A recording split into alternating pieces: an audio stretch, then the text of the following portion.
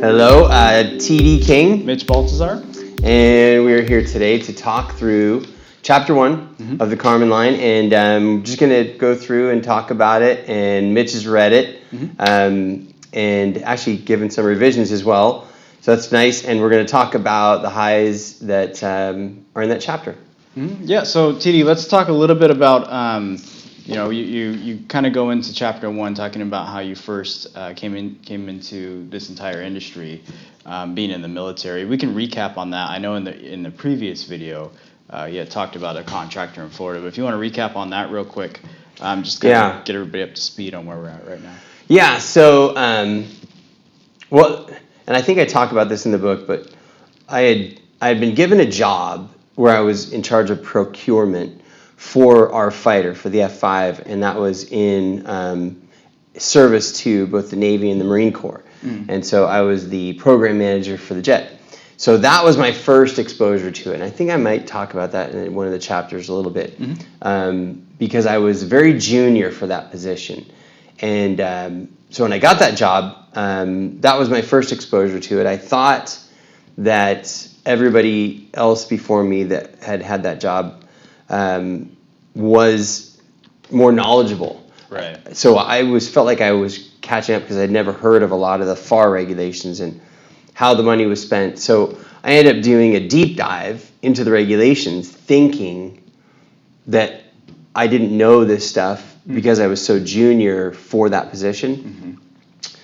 It turns out nobody knew it. I mean, it turned out nobody, I finally got to talk to my predecessor in that position, who had since moved on, and a couple years later, I was telling him about it, and he was shocked, because he said, I had that job for a year and a half, and I never did any of that, So anyway, it was good because I learned a lot about how the rules involved in federal contracting and how they impact contractors. Right. So, and then specifically what we're talking about in the book was a point where I was on debt in Key West, Florida. And I had already, this is 2006, so I was already thinking about what I was going to do when I got out of the Navy, because it was close at that point, maybe a year and a half, so something like that. So I wanted to start a business. My father had his own business after the military, and my grandfather did the same thing after the military, started several businesses, but ended up doing well in real estate and construction. And that was something I knew. So I gravitated towards construction. Familiar at that point. It was familiar. I felt comfortable with it. So I'm jogging in Key West, Florida, across bases, early in the morning. I think I had 2 flights that day, which they call the double Italian, because it's the double Dago. Dago. D-A-Y. Yeah. We call it the double Italian because it's the double Dago. Yeah. But it's a good deal. Everyone likes it, especially when you're in Key West, because you fly twice. You come in and meet all the guys. Everyone usually does a booze cruise, or it's not like you're just boozing, but it's a sunset cruise, and friends of ours owned the boats that the tourists would pay to go on these. So we would go jump on the boat. Oh, very cool. Give them $20, and we got to, we'd get as much food and drinks as we wanted. And then usually one of the other pilots would come down and do a buzz of the boat. We're getting totally sidetracked. But yeah, that's okay. Anyway, so good time. So we're in Key West, Florida. I'm jogging across base, and I see a truck. And this is as far from Washington State as you can get, right? Complete opposites of the country. So I'm jogging across base, and I see a truck parked there, and it says Pacific Tech Construction, Chehalis, Washington. Oh, man. And I was just floored. I was just staring at this thing, and it's early in the morning, like 5, 6 in the morning, something like that. And these guys are just starting to get up and get their day going. And the superintendent sees me. I forget his name. For Pac Tech, and since then we've done a lot of work with Pac Tech. The owners are good friends, so it's funny how this all comes. It is funny. It rolls full circle. That. But they they saw me, and when you're a federal contractor on base, the last thing you want is to see somebody coming on your job site, because you don't know who it is. Right. And a lot of times, and I've dealt with this as well, but a lot of times you'll have people who are coming and are just looky-loos, and other times it might be a general that just doesn't like something, just and you're observing. Like, oh God, who is this? So this guy sees me coming, superintendent sees me coming, walks over and meets me, and when he finds out that I'm just from Washington and I'm just interested, he visibly relaxes. And so he starts telling me the story, how he ended up in Key West, Florida, from Chehalis, Washington. And it was really interesting, but basically, in a nutshell, the story that he tells me starts me on this whole bonanza, if you will. Basically, just this whole journey, because the picture he paints is that two business partners started a business in Chehalis, Washington, doing roofing business, and now it was nationwide. And they were doing, I think he said, $25 million a year or something like that, but a solid business that they built. And what he depicts for me was the information that is in this book is a system within construction, that being federal contracting, as it involves construction, right? And what he describes for me is a system where certifications reduce your competition. And that is what piqued my interest, because in business, that's what you're always trying to do, is you reduce your competition to increase the likelihood that you'll be successful. Right. So not hard to figure out. But in talking to him, he paints a picture of a system where the competition is greatly reduced, and in some cases, they were in a program at the time called 8A, where at that time you could get sole-sourced contracts where they were negotiated, no competition. It was a negotiated contract. So that, to me, was very interesting. I never heard of anything like that. Caught your eye real fast, I'm sure. Because, and now you got to figure, now I'm already in the program management job, so I know how much money is being spent. Right. And so that blew me away. Until this meeting with this guy, I forget his name, I'm sorry. It's in the book. It's in the book. I don't remember either. Yeah. Chapter 1. But until that meeting with him, I hadn't put the two together, construction and federal contracting. It wasn't until that meeting that it, crystallized and holy smokes, I could start a construction company that specializes in federal. And I already knew how much money was there to be made. I knew enough about business to realize that the ability to reduce my competition increased my chances of being successful as an entrepreneur. Key. So, it started everything. And Bill Casey, that was his name, Bill Casey. Bill Casey. I think that's right. I'll check it. But anyway, shout out if you're watching, Bill. Yeah. And Pacific Tech, those guys already know. Cal and Joe are the owners of Pacific Tech. And I've told them that story multiple times, and they just shake their head. They just, I cannot believe we were the inspiration for you to get you. But anyway, they're good guys. Yeah. Then that prompted you to start this journey, and here you are, 10 years later, about to hit that billionth dollar. Yeah. $1 billion. Yeah. Well, and we won just this morning. We won a $5 million contract, and we're waiting to hear on one of the big Macs that we bid. So I think two actually. Those would put us over the edge. I forget where we're at. I think we're at 986 million. It's up there. Yeah, we're approaching the 10 million away mark. We're pretty close. Yeah. So that'll be cool. We'll have to do a video on that when we will. We'll just say 1 billion and 1 billion. Drop the mic. That's it. Walk away. Yeah. Just leave the camera rolling. Yeah. So here you are. This prompted you to write the book.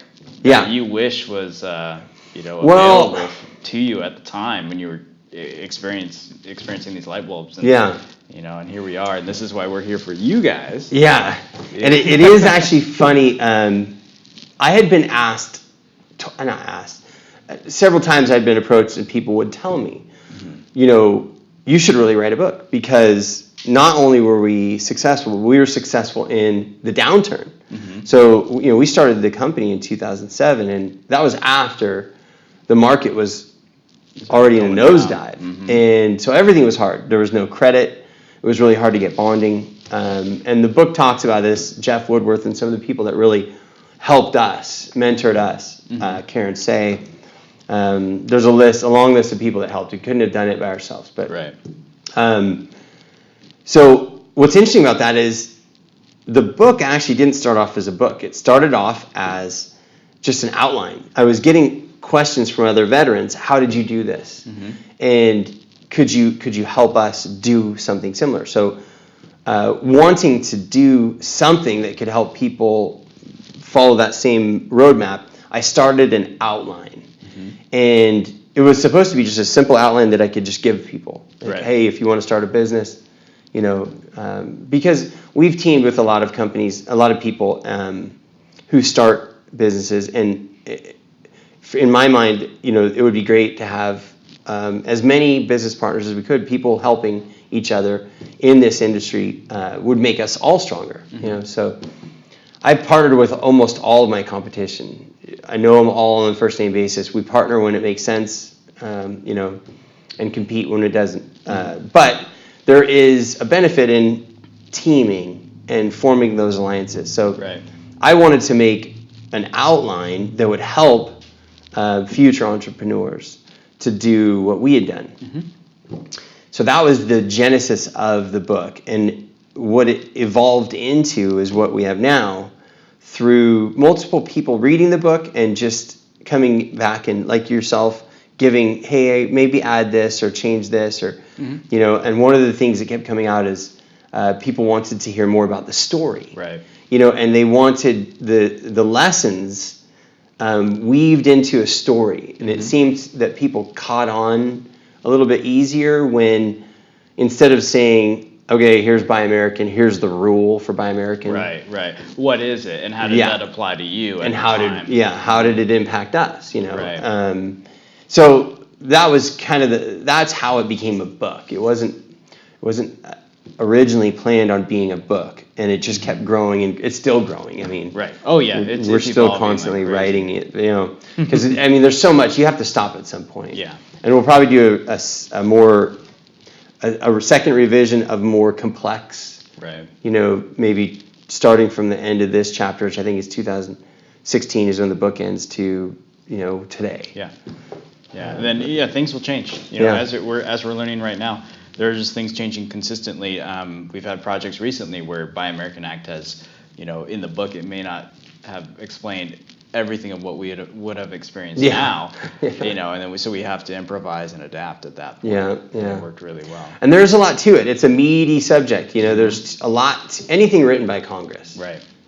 And it involves appropriated funds. I mean, the contracts are ridiculous. But yeah. So that was kind of the genesis of the book. Is what can we write that would help people start their own businesses and follow through, do exactly what we did, and maybe even team with us. Right. Absolutely. Well, let's get back to the book a little bit. So we'll start this video. You started with chapter 1, your experience in Florida, and how you kind of got the light bulb going. And so after that, we have some talking points here for lessons learned. Where did you start after that? Once you decided that you were going to pursue the federal contracting sector, or that business venture, where did you go from there? How did that come to fruition at that point? Well, so my biggest hurdle, I knew, was learning as much as I could about it. So I was still flying, because I was still active duty at the time. I was flying the F-5 as an adversary. So Top Gun, SFARP, Air Wing, Fleet Replacement Squadrons, and all over the U.S. And I was also still doing my lecture, because I was a subject matter expert, so I gave lectures to squadrons, fighter squadrons that were spinning up and getting ready to go out on cruise. So we would give them lectures just before usually the strike fighter aerial reconnaissance phase. Yeah, we're kind of getting off topic now. Totally non sequitur, but that job allowed me time at the end of the day that when I finished my work for the Navy, because you have a flexible schedule as a pilot. So you do your flight and you debrief, and then you're free. So what I was doing is when I was done with the Navy work, then I would just start reading and going through this stuff. And one thing that I did a lot of is cold call. And I would cold call. I was getting on the FBO, and I would cold call everybody. I mean, it was just like, if you look on FBO, at the bottom of that's the FedBizOps, fbo.gov. It's where all of the government contracts are solicited. On there, if you look on there, it'll have on that the original solicitation, at the bottom of that page, it'll have contact numbers and names. And I would call those people. Just start calling. And any numbers I could get my hands on. If you look on the vendors page, interested vendors list, for each job, there'll be an interested vendors category. And I would go down the list and I would call those people because they had their number on there. And I would, just start talking to people. A lot of people just hang up on you. Right, and that's fine. Busy. But there were a lot of people who would willing to talk. Be more than happy to talk. That's awesome. And just go over what they know, and they would answer questions. I would explain what I was doing, and I'm just trying to learn. And I had, one of those cell phones with Verizon at the time. It was unlimited calling. It was something new. I mean, that thing was you took advantage of that to my phone, or taped to my ear. I was just calling nonstop. And what I was really looking for is I wanted a full understanding, and one, so the cold calls were huge. And another way that I got a really good understanding was by reading the regs and what was not allowed. By reading those regs and seeing what was prohibited, it allowed me to understand what people must have been doing. If you know what I'm saying? Kind of outlining that guideline for you. Yeah, exactly. Because like on there, it would have a rule about affiliation, and in there it would break out affiliation with that business or any known subsidiaries. Right. So you could see how probably what they're doing is they're using a subsidiary and they're getting around this rule, and now they close that loophole. So it helped me to read that stuff and understand it. But really, calling and talking to people was huge. Awesome. Cool. And that's a big part of chapter 1, but you also go into company management, setting the company up to work as a team, where individuals reach personal goals that are aligned with the company itself. Can you elaborate or expand on that by chance? Yeah. And then I'll talk a little more about the SBA and PTAC. I missed that one. Okay. So and I don't know who told me this, but somewhere along the way in the military, I was told, if you expect people to always act in their own best interest, you'll rarely be surprised, right? So to me, it seemed, if I want to build a successful company, then if I understand what people need, that's joint venture partners, clients, employees, everybody's a team. Right. So if I can understand what you want, and I can align that with what I'm trying to do, then we're more likely to get a positive outcome for both of us. Right. So that was one of the big things that I started out doing from the very beginning, is trying to align goals, whether it's a joint venture partner, a client, employees, but just trying to figure out where do you want to go? Right. And can you and I get there together? Is there some way that we can pursue something? Yeah. As a team and get there together.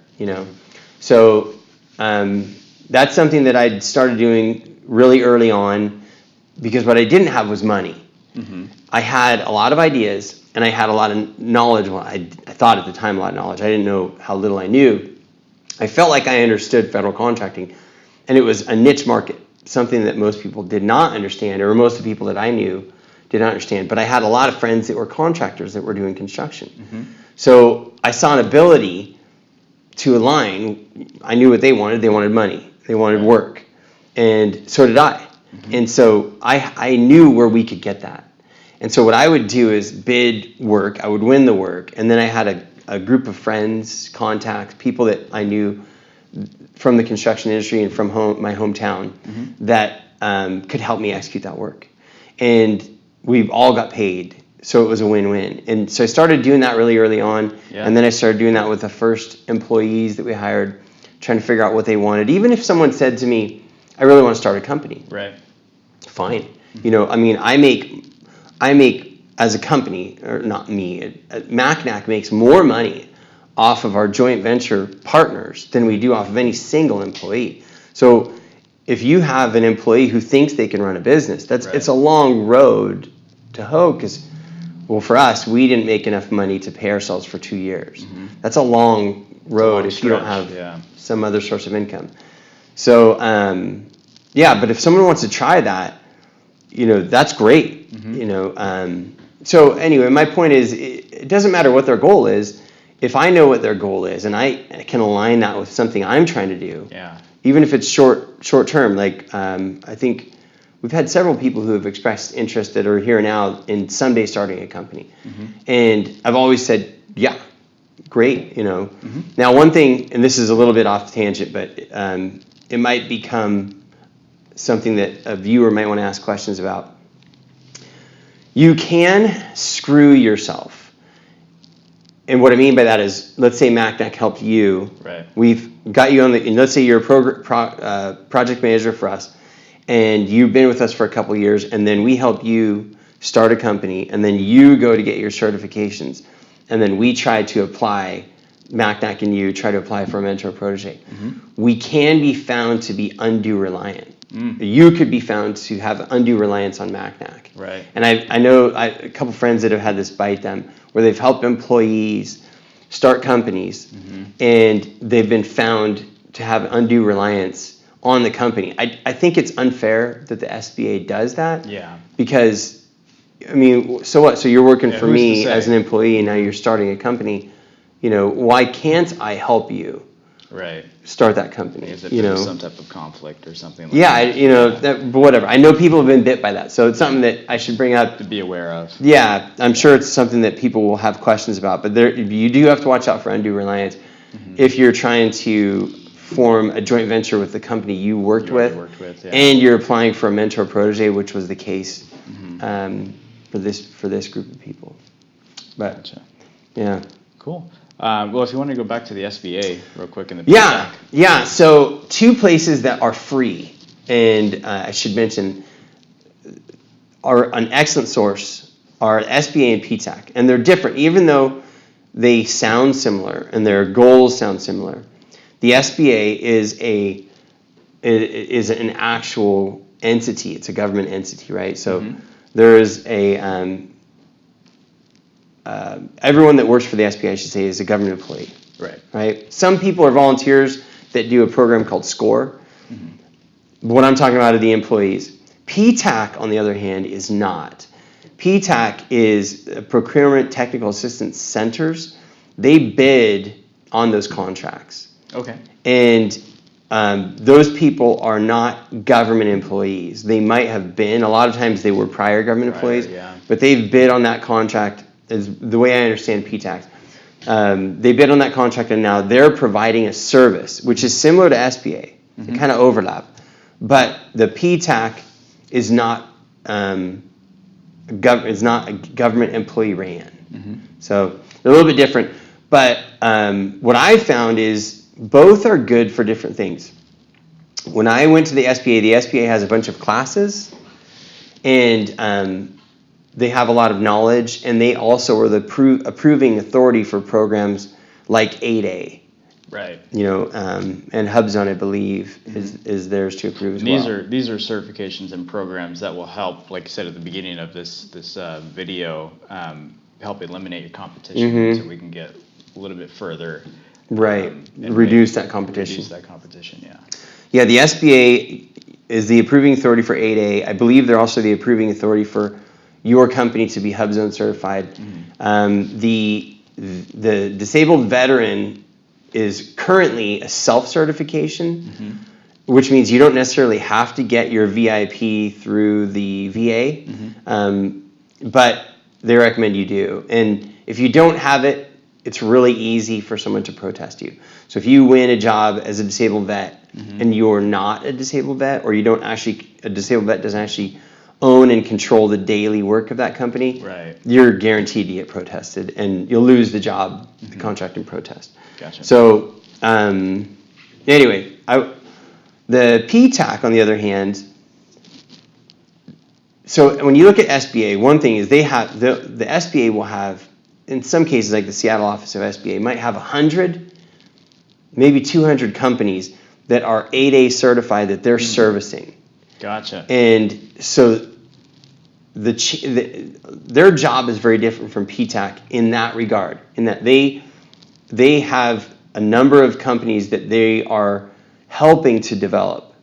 And some of those are super 8As, which I'm sure we'll get into later in the book. But so they've got that job to do. PTAC, on the other hand, typically speaking, there's a couple of people in there who are contracting officers or prior contracting officers who have a ton of information and knowledge. They might have a consulting firm on the side. Oh, wow. So they might be working at PTAC part-time and then also consulting. Mm-hmm. It's a great place to meet people. And we've had great success with the PTAC in regards to just business. Mm-hmm. The SBA, we've had great luck in basically getting help with the rules and regulations around federal contracting and small business. Right, and establishing around those. Yeah. And PTAC, we've had good luck in meeting people who could actually help us execute business. Right, so your PTAC is for your networking, essentially, effective in your networking. Or just, like if you go into a PTAC and you talk to somebody, you might talk to somebody who used to run a business or owned a business. Mm-hmm. And there'll be the chances of you talking to an SBA employee who ran a business is really low. Really low because they're, like you said, government employees. Yeah. They're there to help you with their job. And there's a lot of prior military. Oh, yeah. But they didn't run a business. Mm-hmm. So I don't know that I've ever met anyone in the SBA, I have to think about that ran a business before getting into the SBA. I know a lot of prior military. Rick Rauschenbach, who was our business development officer, was in the military, in the Army, before he got a job with the SBA. And then Diana Drake was phenomenal before him. She was our BDO. But yeah, so different animals. I would say PTAC, you have a chance of meeting prior contracting officers, prior business owners, that kind of group. But may not be federal. Oh, yeah. It might be just a flower shop out in town. Right.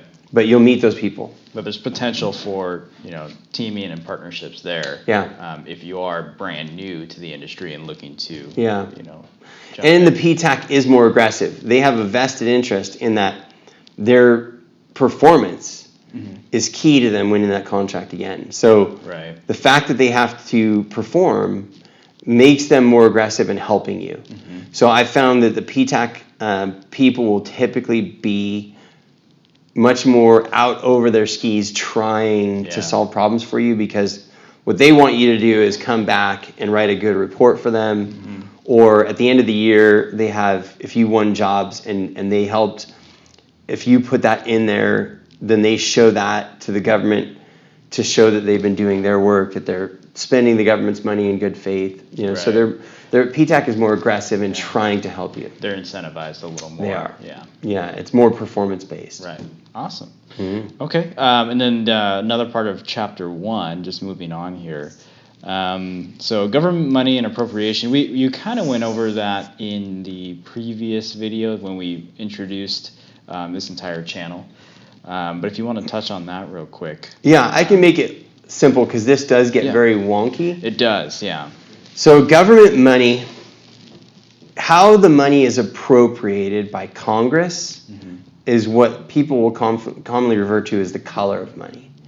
And what I mean by that is there might be a pool of money that is approved for, any number of things. It might be energy efficient projects or solar projects, that they've set aside that they want spent on that sector. And so you might win a contract where they're going to, like we did a contract in Nevada where we were installing a solar pool heating unit to an Olympic-sized swimming pool on a Navy base in Nevada. And that funding was a specific amount that it could not exceed, and they couldn't get more. So they ended up not having enough money to build the whole structure because they had this. What you'll run into is that there will always be an initial government estimate, and that initial government estimate in some cases could be 6-7 years old. Right. I mean, because they might have the initial government estimate, the IGE, done in 2002, but then they don't get any funding for the work year after year after year until 2006 or 2007. It's antiquated at that point. Yeah. So you have this old estimate, and that's what happens. Not all the time, but quite a bit. Whether the market's going up or going down, you'll have IGEs that are way off. Right. Just because they're old. But so the color of money puts it into a certain box that may end up limiting where the money can be spent, and then how easy it will be to get more. Right. If they don't have enough money to, and then also how easy they can use it on a different type of project. So you'll hear people talking about the color of money. It really doesn't matter to the contractor. If it's funded and the money is there, you're going to bid on it. You're going to go for it. That's why I say it's kind of wonky, but it is good to understand that there is money out there that's appropriated by Congress only for certain things. Right. So it's not just government spending, here's a bank account, everybody uses a card and it all takes out of it. Yeah. It's like you said, appropriated per category or per job. Yeah. Definitely. And then on the, I guess we can just cover the differences between MATOC, SATOC, JOC, and MAC. If you wanted to go over that a little bit. Yeah, all of them are pretty much the same. You'll hear people talking about MATOC, SATOC, JOCs, MACs, IDIQ contracts. They're all pretty much the same. It's all bundled work that is multi-year and typically multi-state. So they might have like the Coast Guard or the Coast Guard MAC that we have now, or the Navy MAC. We have 8 now, but they might say, okay, we have $270 million that we're going to spend over the next 5 years, and the task order size for individual projects might be from $1 million to $20 million. And on a MATOC, they're going to have multiple companies that are competing against that work for the 5 years. Right. So like we're on a MATOC right now that has 4 companies on it. So it's us and 3 others. So just to pause for a second. So what will happen is we will fight to win this multi-year contract. And then once we're in. We're one of the few in a specific group that will actually end up bidding on this work. So it eliminates, once again, competition. So more higher chance of success at that point. So that's a MATOC where you have multiple companies that win the contract, but then they also have to win the job itself by bidding on those. So over the course of a few years, you're always going to have the same competition. Yeah, and it's a lot of times it's a small group of people that bid this stuff. So you pretty much bid against the same guys. Right. But on the SATOC we won recently, there was 45 bidders. We won that contract because the SATOC is a single award task order contracts, SATOC. So it's one company that's going to hold that contract, and in the case of the one we just won recently, it was $30 million, I think, over 3 years. So on those contracts, it's single company. Everything over the next 3 years or 5 years, however long the contract is, all the appropriations for that work is going to be negotiated between the client with the government and the company that wins that SATOC. So everything on those contracts is negotiated. And sometimes they'll have an ICF, which is an initial cost factor that they'll tie to it. Sometimes, and it's always going to be, your overhead and profit is always going to be negotiated based on risk. And so you'll go back and forth and look at the project, and there is in the bidding documents that will have a discussion about how the profit margins will be implemented. On a JOC like the one we have right now on base, it's I think $50 million over 5 years, and on that contract Jocks and Satox are similar in that it's one company, right? But what the difference is on a Jock contract, you use software called WinEst, and you use a database known as RS Means. And in Means, it has everything in there. There's stuff that's not in there, and there's a way of handling stuff that's not in there. But if you're going to build a fence, it will have in there all the different types of fence, and then there will be a price point, and that price point of Means is considered 1. So if it's whatever it is, say you're pouring a slab of concrete 4 inches thick, and you have number 3 rebar, 4 feet every 4 feet, So in that case, you would look in Means. You would go to where it talks about the concrete. You'd pick out the slab with the rebar that matches, and then it would have a number associated with that, based on either the yard or the per square foot, whatever it is. Right. So it's set there. It's set. And so what you're doing is that number that they give you to pour that concrete, place it's considered one unit, and there's a price for that 1 unit. Yeah. When you bid the Jock, what you're doing is you're putting your best foot forward on what's called the ICFs, the coefficient factors outside of that on-site. So like the one that we just bid, I think we're at, I can't remember, I think it's 1.2, but it's got an escalation for annual, it's got an escalation for an annualized escalation.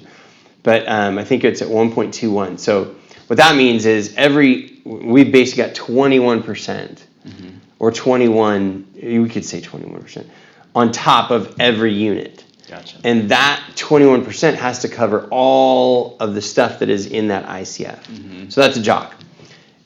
And that's as simple as I can make it, because it gets much more wonky. The regulations or the guidelines are set for you, and all the way down to the software you can use. Yeah. And you got to buy books. It's an expensive contract because you have to buy. Not only do we have 6 people on base, we also have offices for them. We got trucks for them. We have tools for them. And then on top of that, you have to buy all the software every year, which is a little over, I think it's right around 100,000.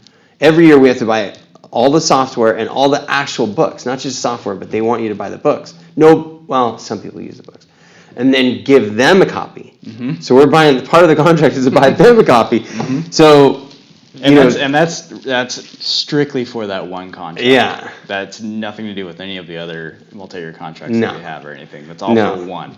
And it's great if they use it. It's great. But it's an expensive contract. So if they don't use it, you lose hundreds of thousands of dollars. It's a heartbreaker. I try not to look at it because there's a break-even point, which on that contract it's $4 million. Yeah. And they're supposed to spend $10 million a year, so you should be fine. But we've had years where they haven't, and you're just losing money. Yeah. I mean, and it sucks. But if they spend it, it's great. Right. Awesome. And IDIQ is the same as Maytalk. The one caveat would be IDIQ contracts. There are some IDIQ contracts, which stands for indefinite delivery, indefinite quantity. There are some IDIQ contracts that are sole sourced.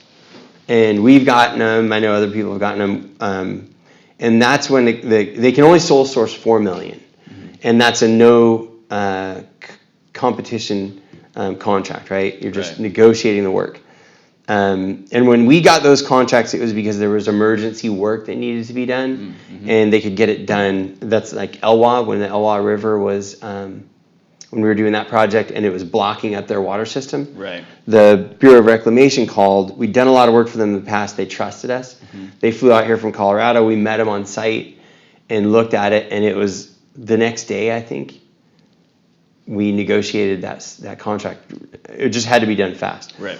And then that involved divers, super sacks, cranes. We're working in the river. It was stressful, but that's an example of an IDIQ contract where they can appropriate funds. Now they could have just appropriated $4 million, and we've had it on base where they've had IDIQ contracts they've given us for $4 million over 3 years. And they can spend it all in one job. Right. But IDIQ contracts. Those are really the same. They're all pretty much the same. It's all bundled work. It's just how it gets spent. Awesome. Hopefully that was clear as mud. Yeah. Well, that does wrap up chapter 1. What we can do now is touch base with how Galen's doing. As you know, Galen, as you all may know, Galen is our intern, I guess you could call it. Yep. We're calling it an internship. Yeah, interning. Right? Teach them how to. From the ground up, starting the company just like you did. Yeah. And using us as a resource and a crutch to make it happen. So we were on a Skype call with him recently. We'll let that play now and go ahead and take a look, see how he's doing. So first question is, where are you at right now, and what have you accomplished, and what are you looking to accomplish right now? What's your goal or your plan right now to finish? Okay, subsequent to the time that I spent out with you guys, really the litmus test is, am I gonna launch these boats and go? Me coming home has been the pinnacle of research for me to sort of start to line up who and what I'm going to be working with. So as far as bankers and accountants, I've been doing the work to do that, in addition to getting the OJT from around here from some local guys, so that I don't waste time when I'm out there with you guys in September, October, and I can look more into the office processes as well. But the checklist that you guys have given me certainly begins with the long pole intent, which is the contractor's license. So I'll be applying for that, and then subsequent to that, looking for the LLC and establish EID. And after that, going through the government contractor piece with regard to DUNS numbers and cage codes and everything else. I also need to scamper over to Panama City to work in the small business office to develop a business plan in case I am going to need that in the future with regard to liquidity. Perfect. Awesome. And that's what I'm working on. Perfect. Thank you, Galen. You guys have anything else for me? No, I'll just make sure to follow up with some of those training materials that I had promised you while you were gone, and then also to compare schedules to see if there is a better week in September/October that we can kind of help start narrowing that down. All right, so hopefully you learned a lot from Galen, and it's hard when you're starting out fresh and you've never done that. It seems like it is insurmountable. And I know when I hear Galen talk, it reminds me of how freaked out I was when I was starting my company. And it does seem like you're trying to eat an elephant. Right. I mean, it just seems like this is impossible. But, what I always tell people is, because I encourage everybody to, do what you want to do. But if it's something big like that, you just keep going. Just keep going. Trust just the keep process. pushing. Yeah. And just grab whatever seems like it's the most doable or will make you the most happy. Get something done. And I've found that constant movement forward helps me to take another step. Right. Which when I stop and start looking around at all the stuff I have to do, that all of a sudden I'm like, oh, you got to be kidding me! I'm gonna go fishing. I'm gonna get a beer. I'm gonna go fishing, which is fine too. We did a lot of that when we were building the company, but it is daunting. It is to stand back and look at it and think, oh, I'm all by myself, and I'm trying to build this thing. But luckily, this industry, the federal government, has everything in guidelines and rules and regulations. So you can get lost, but you can always find your way back, which is just by reading a lot of the time. Yeah. So that's the beauty of this, and that's why we encourage everybody else to, at least explore the option and not be too scared away that quickly. Yeah. So. No, it's fun. I mean, but it's a long road. You just got to get ready for that. If it was easy, everybody would do it. So hopefully they won't be doing it, after this video series. Exactly, right? Too much competition. No. Awesome. Okay, is there anything else you have to add to chapter 1 of this video? I don't, no, I can't think of anything. If something comes up or we get a question, we can always let us knock know. it out. Yeah, we answer the comments pretty quickly. This channel is fairly new, so you may see only a few views on it right now, but we're working on the marketing portion. Once this book is finished, then you'll start seeing a lot more questions, a lot more discussion. Yeah. On this. And yeah. Awesome. All right. Well, thanks for watching, you guys. If you haven't already, subscribe. Like the video. It helps us a lot to get on that sidebar. I know every YouTube video says that, but it's true. Suggestions and power of suggestion is massive. Word of mouth. If you know anybody that would be interested, show them our videos. Share our channel. We're on Facebook as well, the Karman Line group, and then we do have an Instagram page as well. For some of the cool stuff we do, this is more on the business side of things, but we do have the boat that we just made really cool. We got to get some more videos out on that too. Nothing hauls, but yeah, it's fast. It's summertime. We'll get you some new videos. Yeah. All right, you guys have a good day. Okay.